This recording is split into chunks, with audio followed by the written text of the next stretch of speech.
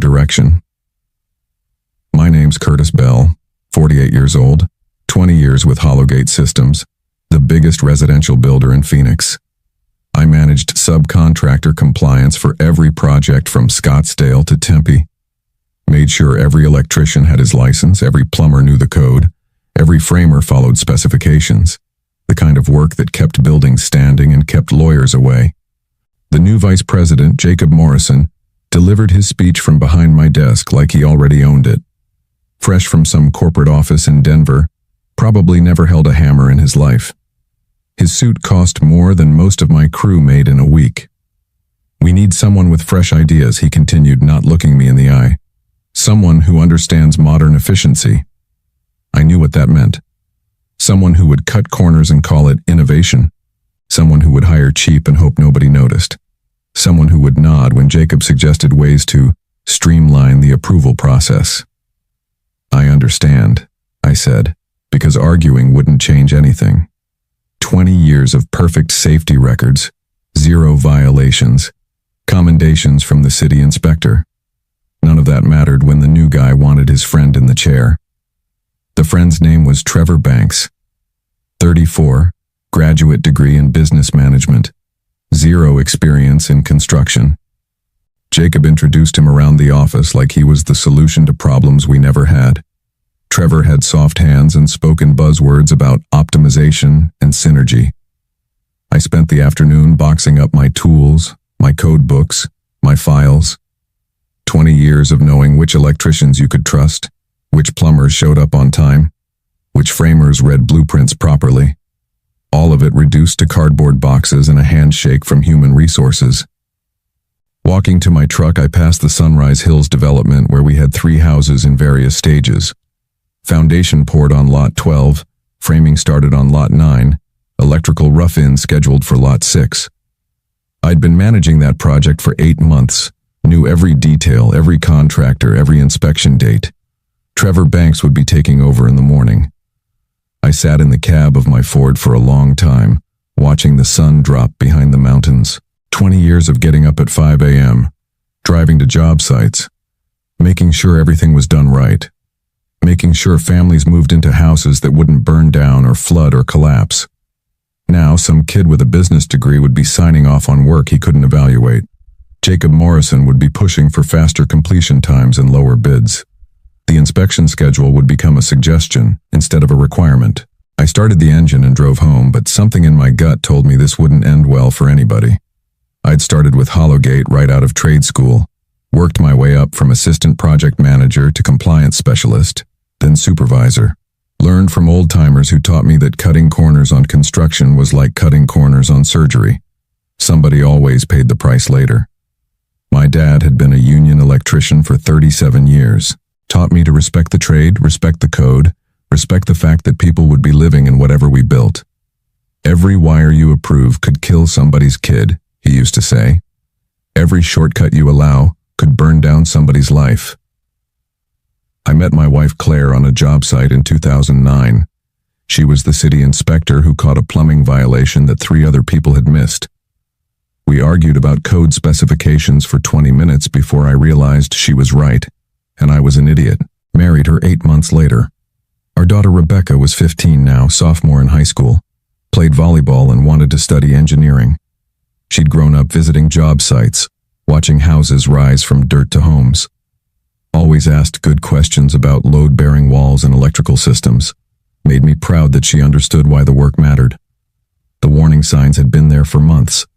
Jacob Morrison arrived in February, immediately started questioning every procedure. Why did we need 3 bids for electrical work? Why couldn't we use the same plumber for every house? Why did inspections take so long? I'd tried to explain. Code compliance wasn't bureaucracy. It was safety. Quality contractors cost more because they did the work right the first time. Inspections caught problems before they became disasters. Jacob nodded during my explanations, but his eyes were always calculating something else. Cost per square foot, days to completion, profit margins. The first red flag came in April when he asked me to reconsider a rejection I'd made on an electrical contractor. The guy had a license technically, but I'd seen his work on other sites. Loose connections, proper grounding, junction boxes that looked like a first-year apprentice had wired them drunk. Maybe we're being too rigid, Jacob suggested. Maybe we need to give people second chances. I stood my ground that time. Found a different electrician who cost $800 more, but knew the difference between a neutral wire and a ground wire. Jacob signed off but made a note in his folder. I saw him writing it down. By June, he was questioning every decision I made. By August, he was CCing Trevor Banks on all my emails. Trevor would ask follow-up questions that proved he didn't understand the answers, but Jacob treated him like a protege learning the business. The only person who seemed to notice was Bill Santos, the senior project manager. He'd been with Hollowgate longer than anybody, remembered when safety violations could shut down a company permanently. "Watch yourself, Curtis," he warned me in July. "New guys looking for reasons." I should have listened harder. The betrayal came 3 days after Trevor Banks officially took over my position. I was cleaning out the last of my desk drawers when my phone rang. Claire calling from the city building department. "Curtis, are you still working on the Sunrise Hills project?" "No, why?" "Because someone just submitted a change order for the electrical contractor, switching from Martinez Electric to some company called Valley Wire Services. The application lists you as the approving supervisor." I felt something cold settle in my stomach. I never approved that change. "The signature looks like yours." I drove to City Hall immediately. Claire pulled up the paperwork on her computer, turned the screen so I could see. There was my signature, or something close enough to fool a busy clerk. The application requested approval to replace Martinez Electric, a licensed contractor I'd worked with for 7 years, with Valley Wire Services. I'd never heard of Valley Wire Services. "Run their license number," I said. Claire typed it in, waited for the database to load. Her expression changed as she read the results. "Curtis, this license was suspended 6 months ago. Multiple violations for improper installation, failure to pull permits, and..." She stopped reading. "And what?" "And working without supervision. The owner, Danny Vance, had his master electrician certification revoked in 2021. We stared at each other across the desk. My signature on paperwork I'd never seen, approving a contractor I'd never evaluated, who wasn't legally allowed to do the work. "Someone forged my signature to hire an unlicensed electrician," I said. Claire printed out everything: the change order, the license suspension notice, the violation history. I folded the papers and put them in my jacket pocket. Driving back across town, I thought about Lot 6 at Sunrise Hills. Electrical rough-in was scheduled for this week. If Danny Vance was doing the work, he'd be running wire through walls that would be covered with drywall next week. Permanent installation by someone who'd already been caught doing it wrong. Families would be moving into those houses by Christmas. Kids would be sleeping in bedrooms wired by a man who'd lost his license for dangerous work. I sat in the parking lot outside Hollowgate's office for a long time, watching Trevor Banks through the window. He was on the phone, probably talking to contractors, making decisions about projects he didn't understand. Jacob Morrison had replaced me to save money and give his friend a job, but they'd crossed a line I couldn't ignore. This wasn't about hurt feelings or wounded pride anymore. This was about 3 families who would be trusting their lives to electrical work done by someone who wasn't qualified to plug in a Christmas tree safely. I started the engine and drove toward the state licensing board office. Some lines, once crossed, demanded a response. The Arizona Registrar of Contractors office sat in a bland government building 20 minutes from my house. I'd been there plenty of times over the years, usually for continuing education classes or license renewals. Never to file a complaint against my own company. Margaret Torres ran the compliance division. Tough woman in her 50s who'd seen every construction scam invented. She listened while I explained the situation, examined the forged paperwork, ran the license numbers through her database. "You said you were replaced 3 days ago?" "Officially, yes, but they used my name on paperwork dated yesterday." She made notes on a yellow pad. "How long has this new supervisor been in the construction industry?" "As far as I know, never. Business degree, no field experience." "And he approved work by a contractor whose license was suspended?" Either approved it or had someone else forge my signature to approve it. Margaret leaned back in her chair. 27 years in the compliance division had taught her to spot patterns. Companies that cut corners usually cut them everywhere, and supervisors who approved unlicensed work usually had reasons that led back to money. Curtis, I'm going to be straight with you.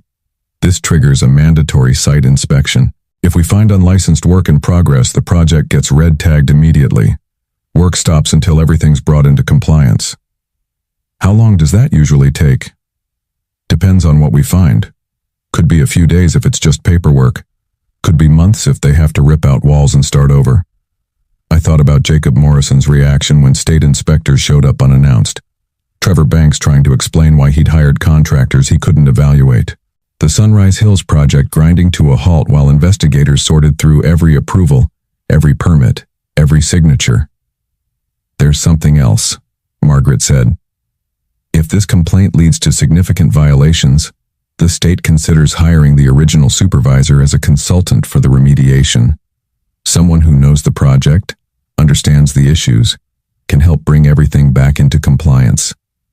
She handed me a form to fill out. Official complaint against Hollowgate Systems for use of unlicensed contractors and fraudulent approval documentation. I signed my real signature at the bottom. How long before the inspection? Could be tomorrow. Could be next week. We don't announce these things. I drove home thinking about timing. If Valley Wire Services had already started work on Lot 6, the electrical rough-in would be half finished by now. Danny Vance would be running wire through walls, installing junction boxes, connecting circuits to the main panel. All without proper permits, all without proper supervision, all in violation of state law. Claire was in the kitchen when I got home, grading papers from her afternoon classes. She taught electrical engineering at the community college, knew the code as well as any inspector. How did it go? I told her about the complaint, about the mandatory inspection, about the possibility of consulting work if violations were found. You think they'll find violations? I think Trevor Banks doesn't know the difference between a licensed electrician and someone who watched YouTube videos, and I think Jacob Morrison doesn't care as long as the work gets done cheap. She looked up from her papers. You could have just walked away, found another job, let them deal with their own mistakes. Could have, but you didn't. No. She went back to grading, but I caught her smiling. 20 years of marriage had taught her to recognize the look I got when someone pushed too far. The look that said I was done being reasonable. My phone buzzed with a text message from Bill Santos. Heard Trevor hired some outfit called Valley Wire for Lot 6. You know anything about them? I typed back, looking into it. The inspection would happen when it happened. But word was already getting around that the new compliance supervisor was making questionable decisions. Other project managers were starting to ask questions, starting to double-check contractor approvals, starting to wonder what else might be wrong.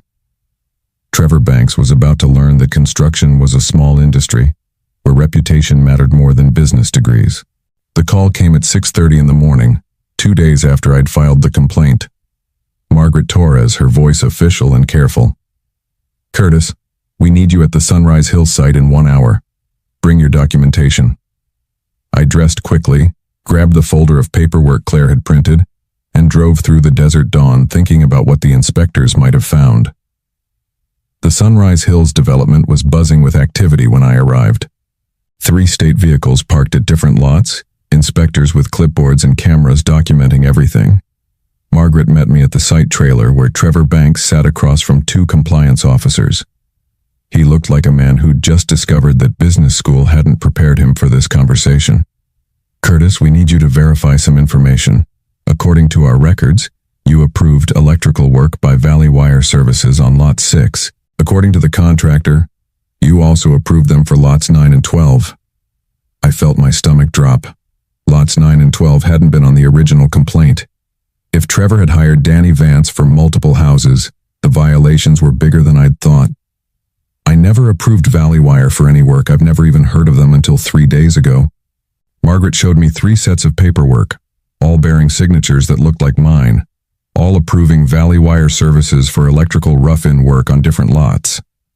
The dates spanned 2 weeks, including approvals allegedly signed after I'd been removed from the project.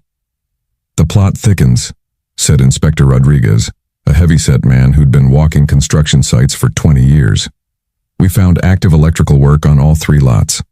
No permits pulled, no supervision present, and the guy doing the work couldn't produce a valid license when we asked." Trevor Banks finally spoke. "I was told the contractor was fully licensed. I checked the paperwork myself." "Which paperwork?" Margaret asked. Trevor fumbled through a folder, pulled out a photocopy of an electrical license. The license number matched Danny Vance, but the expiration date had been altered. Someone had changed 2021 to 2024 with a pen and made photocopies of the altered document. "Where did you get this?" Inspector Rodriguez asked. "Danny gave it to me when I hired him. Said there might be a delay in the database updating his renewal." I almost felt sorry for Trevor. Almost. He'd been played by a suspended contractor who'd found an inexperienced supervisor willing to believe obvious lies. But that sympathy evaporated when I thought about the families who would have been living with illegally installed electrical systems. Inspector Rodriguez handed me a hard hat. "Curtis, we need you to walk through these houses with us. Tell us what you see." Lot 6 was a disaster. Electrical boxes mounted incorrectly, wire gauges that didn't match the circuit requirements, junction splices made with electrical tape instead of proper connectors. Danny Vance had been doing the work of a licensed electrician with the skills of someone who'd never read the electrical code. Lot 9 was worse. The main panel installation violated at least 6 different code sections. Circuits were overloaded, grounding was improper, and the service entrance looked like it had been installed by someone who'd learned electrical work from a coloring book. Lot 12 wasn't finished yet, but what was there followed the same pattern of dangerous shortcuts and code violations. "How long to bring this into compliance?" I asked Rodriguez. "Best case scenario? 6 weeks if we can find qualified electricians to redo everything. Worst case? Tear down to the studs and start over." Margaret made notes while we talked. 3 houses red tagged. Work stopped immediately.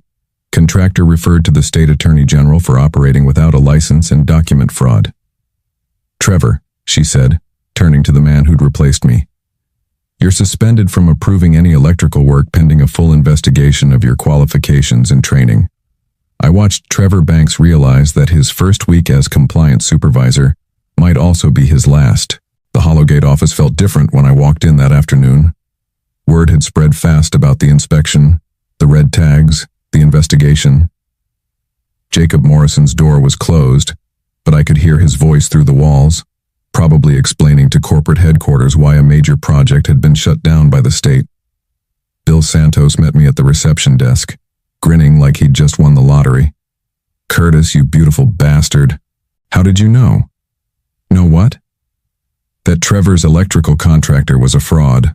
The whole office is talking about it." I kept my expression neutral. "Just heard about the inspection this morning. Shame they found violations."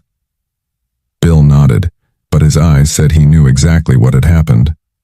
24 years in construction had taught him to recognize the difference between bad luck and careful planning. "State investigators want to talk to everyone who worked on approvals for Sunrise Hills," he said. "They'll probably want your input since you managed the project for 8 months. Happy to help if they ask." Margaret Torres called an hour later. The state was forming a remediation team to assess the full scope of violations at Sunrise Hills and determine what work needed to be redone. They wanted an experienced compliance supervisor to consult on bringing everything back up to code. "The pay is $300 a day plus expenses," she said. "Probably 6 weeks of work, maybe 8 depending on what else we find." I did the math in my head. $18,000 minimum for consulting work that would take me through Christmas. More money than I'd made in 3 months at Hollowgate, and I'd be working directly with state inspectors instead of business school graduates who thought electrical codes were suggestions. When do I start? Monday morning. Report to the site trailer at 7 a.m. Claire was cooking dinner when I got home, Rebecca helping with vegetables while explaining some drama from volleyball practice.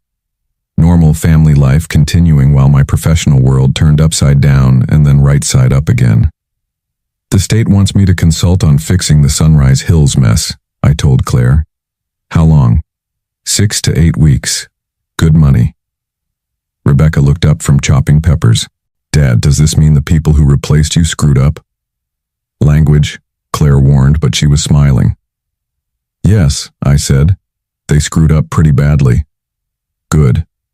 I never liked that Jacob guy anyway. He was rude to you at the company picnic. Smart kid. She'd picked up on Jacob Morrison's attitude before I'd fully admitted it to myself. My phone buzzed with a text from an unknown number. Curtis, this is Danny Vance. Need to talk to you about this inspection thing. Can we meet? I showed the message to Claire. The unlicensed electrician wants to meet with you? Seems like it. You going to talk to him? Probably not. But I'll definitely forward this to Margaret Torres. Might be interesting to see what he wants to discuss. I forwarded the message to Margaret with a note. The contractor who used my forged signature is trying to contact me directly. Thought you should know. Her reply came 5 minutes later. Do not meet with him. Screenshot everything and forward any additional contact. This could be witness tampering. Witness tampering. I hadn't thought about it that way, but Danny Vance reaching out to me directly suggested he was worried about more than just losing a job. He was worried about criminal charges. Trevor Banks had been played by a con artist, but Jacob Morrison had created the conditions that made the con possible. Both of them were about to learn that cutting corners in construction carried consequences that couldn't be managed away with business school theories. Monday morning, I'd be back at Sunrise Hills, but this time working for the state instead of Hollowgate Systems. Sometimes the system actually worked. The meeting happened at Hollowgate's main conference room, 3 weeks after the state investigation began. Corporate executives from Denver, lawyers in expensive suits, and insurance representatives trying to calculate how much this disaster would cost. Jacob Morrison sat at the far end of the table, looking like a man who'd just discovered that his shortcuts had been documented by state investigators for 3 weeks. Trevor Banks wasn't there. He'd been terminated the day after his suspension, when Human Resources realized he'd misrepresented his qualifications on his job application. Margaret Torres presented the findings. 3 houses with major electrical violations, 14 instances of code violations, forged approval documents, and evidence that supervision requirements had been ignored for over 2 weeks. The estimated cost to bring everything into compliance, $430,000. In addition, Margaret continued, the state is referring this case to the Attorney General for prosecution of fraudulent contractor practices and document forgery. I sat in the corner taking notes, officially there as a consulting witness but privately enjoying the look on Jacob Morrison's face as the numbers piled up. $430,000. 6-week construction delay. Potential criminal charges. The corporate lawyer asked the question everyone was thinking. How did this happen? Margaret opened my file. The original compliance supervisor, Curtis Bell, had an excellent track record. 0 violations in 20 years. Commendations from multiple inspection agencies. He was replaced by someone with no construction experience, who failed to verify contractor licenses and approved obviously fraudulent documentation. Jacob Morrison tried to speak. We were implementing new efficiency protocols. You were cutting corners, Margaret interrupted. And when your corners got cut, 3 families almost moved into houses with electrical systems that could have killed them. The insurance representative was making calculations on his laptop. $430,000 in direct costs, plus legal fees, plus potential lawsuits from buyers, plus reputation damage to Hollowgate's bonding capacity. The state recommends that Hollowgate retain Curtis Bell as compliance supervisor for all remaining phases of this project, Margaret concluded. He knows the development, understands the issues, and has the trust of our inspection team. All eyes turned to me. 3 weeks ago, Jacob Morrison had dismissed me for being too rigid. Now the state was demanding that Hollowgate hire me back to fix the mess he'd created. Mr. Bell, said the corporate lawyer, would you be interested in resuming your position? As a consultant, I said, with direct reporting authority to the state compliance team. Jacob Morrison's face went red, but he couldn't object. Hollowgate needed state approval to continue the project, and the state would only approve it with me supervising the work. 6 months later, I was drinking coffee in my new office when Bill Santos knocked on the door. I'd been hired permanently as regional compliance director, with authority over 3 development projects and a salary bump that made the whole ordeal worthwhile. Heard from Margaret Torres today, Bill said. Danny Vance pleaded guilty to contractor fraud, 6 months in county jail, 3 years probation, permanently banned from holding an electrical license. And Trevor? Found a job selling insurance in Tucson. Apparently, his resume doesn't mention the 2 weeks he spent in construction. Jacob Morrison had lasted another month after the investigation concluded. Corporate finally realized that his efficiency protocols had cost more than my entire annual salary, and efficiency experts who created $400,000 problems weren't the kind of efficiency they needed. Claire brought Rebecca to the office that afternoon, both of them touring the new space while I finished paperwork. My daughter seemed impressed by the view of the construction sites I now supervised, projects where every contractor was licensed, every approval was genuine, and every signature was actually mine. "Dad," Rebecca said, "my engineering professor says that people who do things right the first time never get famous, but people who fix other people's mistakes get promoted." Smart professor. She also said that revenge is a dish best served with proper documentation and state regulatory compliance. I laughed. Did she really say that? No, but she should have. Driving home that evening, I passed the Sunrise Hills development. 3 families had moved into the houses we'd spent 2 months fixing, houses that were now among the safest residential constructions in Arizona, every wire properly installed, every connection up to code, every system tested and certified. Sometimes doing the right thing took longer than expected, but it always worked out in the end.